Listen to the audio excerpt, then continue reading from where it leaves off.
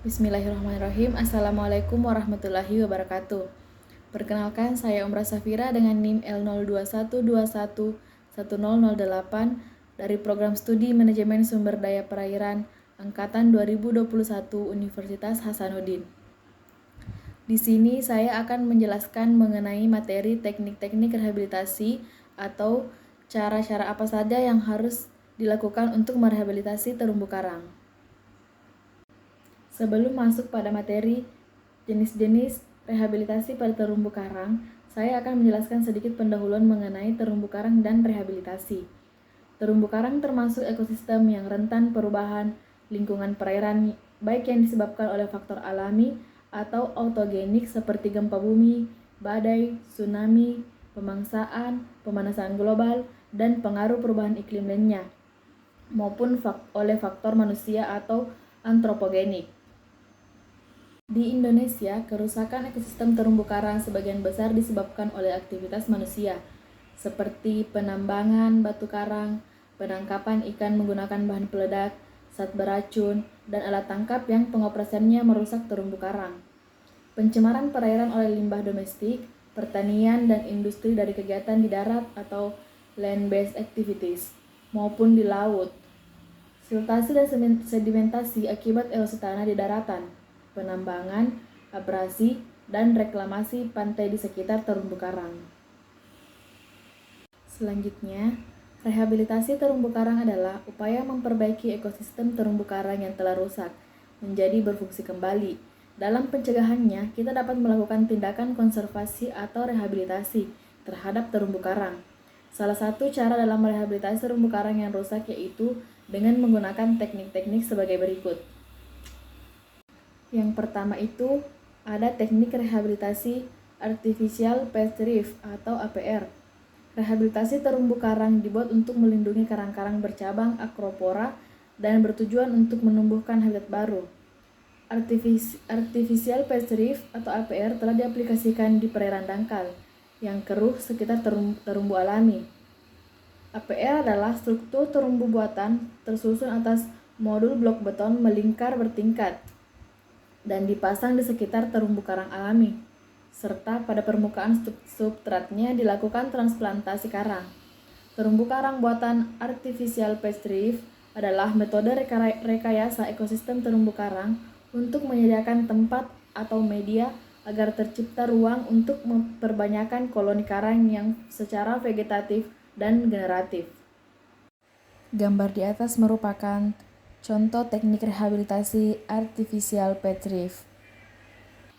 Yang kedua, transplantasi karang dengan metode web spider. Ekosistem terumbu karang walaupun sudah rusak perlu pengelolaan yang serius seperti melakukan rehabilitasi ekosistem dengan teknik transplantasi karang dengan metode rangka web spider. Metode rangka spider digunakan karena lebih kokoh, kuat, dan memiliki nilai ekonomis. Rangka spider terbuat dari besi batangan yang dibentuk menyerupai bentuk laba-laba dengan diameter 54 cm dari besi tulang beton 8 mm yang disusun membentuk anyaman dengan pengelasan. Penggunaan rangka web spider merupakan metode yang cocok untuk daerah dengan sedikit berombak, terutama selama musim timur. Contoh transplantasi karang metode web spider dapat dilihat pada gambar di atas. Yang ketiga, rehabilitasi dengan metode propagasi. Dalam kegiatan demplot propagasi, digunakan metode rak besi dan substrat karena lebih kokoh dan kuat, serta bernilai ekonomis.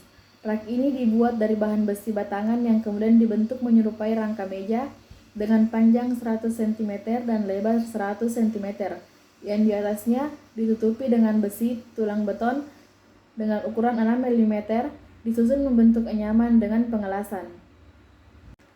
Rak yang digunakan dalam metode ini berfungsi sebagai alat mengikat substrat.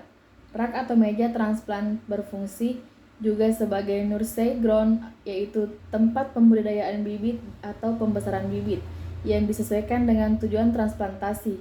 Penggunaan rak besi merupakan metode yang sesuai untuk daerah berombak terutama pada musim barat.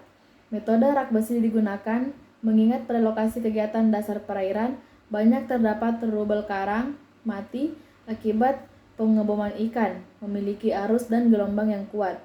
Kelemahan dari metode ini adalah biaya pengadaan yang relatif besar dan memerlukan biaya tambahan berupa tenaga kerja dan perahu untuk mengangkutnya. Gambar di atas merupakan contoh rehabilitasi dengan metode propagasi. Kemudian yang keempat itu rehabilitasi dengan metode bioreftek. Bioreftek merupakan alternatif teknologi konservasi dan rehabilitasi terumbu karang yang terbuat dari bahan alami, mudah dan efisien. Keunggulan dari bioreftek ini adalah tidak destruktif, terbuat dari bahan alami dan mudah diperoleh, mudah diaplikasikan, biaya pembuatan murah atau efisien, dan dampak negatif sangat minim. Bioreftek berfungsi untuk merekrut larva planula karang secara alami atau dengan cara reproduksi seksual, sehingga dikatakan ramah lingkungan. Setelah larva planula karang menempel pada substrat bioreftek tersebut, maka akan dilakukan pemindahan ke tempat ekosistem terumbu karang yang memiliki presentasi penutupan terumbu karang yang relatif rendah. Contoh gambar rehabilitasi dengan metode bioreftek dapat dilihat pada gambar di atas. Terakhir, kesimpulan. Kondisi terumbu karang Indonesia sudah mengalami ancaman kerusakan yang serius, sehingga perlu penanganan yang efektif. Beberapa strategi yang perlu dilakukan dalam pengelolaan terumbu karang yaitu pemberdayaan masyarakat pesisir secara langsung, mengurangi laju degradasi, dan pengelolaan terumbu karang berdasarkan karakteristik ekosistem, potensi, pemanfaatan, dan status hukumnya. Demikian penjelasan materi tentang rehabilitasi pada terumbu karang dari saya. Lebih dan kurangnya mohon dimaafkan. Assalamualaikum warahmatullahi wabarakatuh.